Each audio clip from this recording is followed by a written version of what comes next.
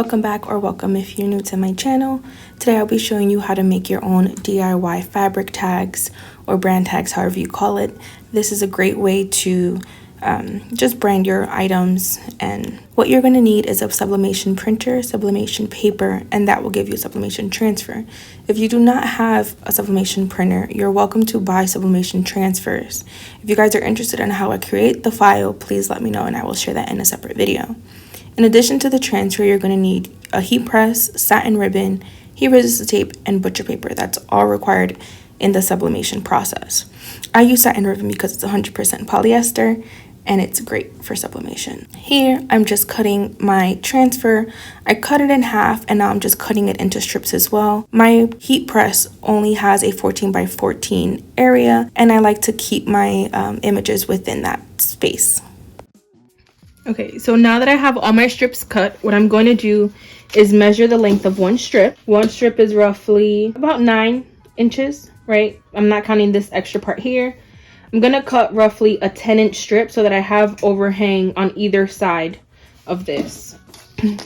I'd rather have more than not enough, so that's what I'm going to go ahead and do. And I'm just going to cut 10-inch strips.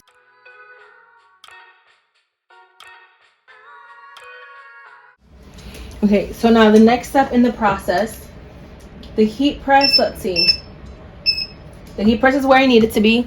I have it at 390 for 60 seconds. I'm going to go ahead and grab some butcher paper to protect the bottom. And that's more so for the glue than anything. Okay. So I have a piece of butcher paper on the bottom. I'm going to line up a few strips of ribbon. You want to be careful with your ribbon. You want to make sure there are 2 sides to this specific ribbon. It's not satin on both sides. This is a single-sided satin. You have one side that's a little bit more matte and one side that's a lot shinier.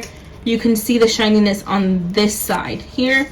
This is the side you want to sublimate on. This is your polyester side, okay?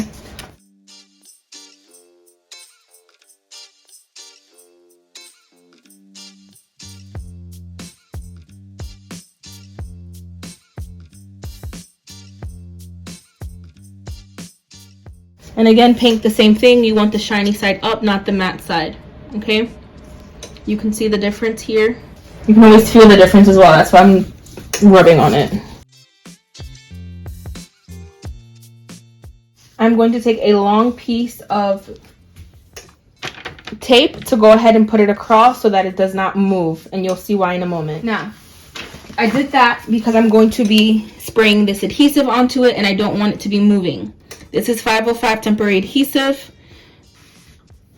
For non-satin, it doesn't matter. You want to give it a good shake.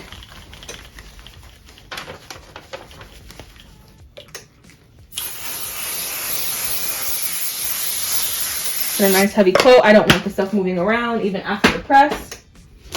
And now what I'm going to do is apply the sublimation transfers that I just printed and cut. You guys saw me cutting it in an earlier clip. And I'm going to just place them on here, making sure it's as straight as possible.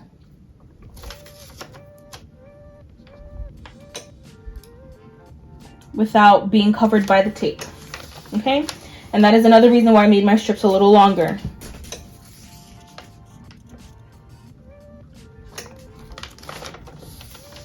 It's a sewing allowance and a tape allowance. It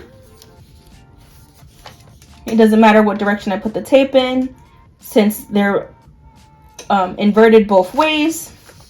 Doesn't matter. I have to look at the orientation of the tape, so it also allows things to go quicker. Okay.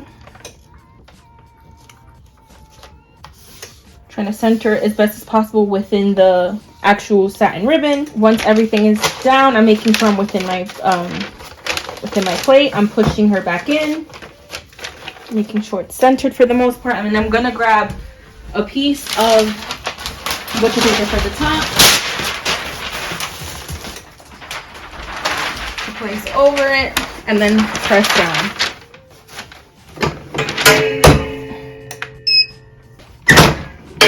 Okay, gonna slide it out. I'm gonna lift this straight up. And now I need to remove this as quickly as possible so that there is no ghosting, because it is still very hot. Okay, and the transfer can sublimate on the other pieces after it's been moved, but this is what we have. Look at the white and the pink. There's some ghosting on this one, as you can see, and here, but for the most part, the rest of them came out pretty good, and that was after a lot of movement. Okay, I gave myself about 1 inch seam allowance so that I have 1/2 inch on both sides, and then I'll just cut in between each. I'm gonna go ahead and sublimate a couple more, and then we'll meet back again to cut some of them. Now literally all you're going to do is just cut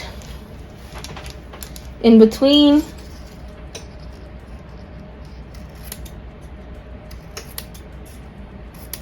If you wanted, you can also print out kind of like a seam here to cut in between, but honestly I'm just eyeballing it. There's no need.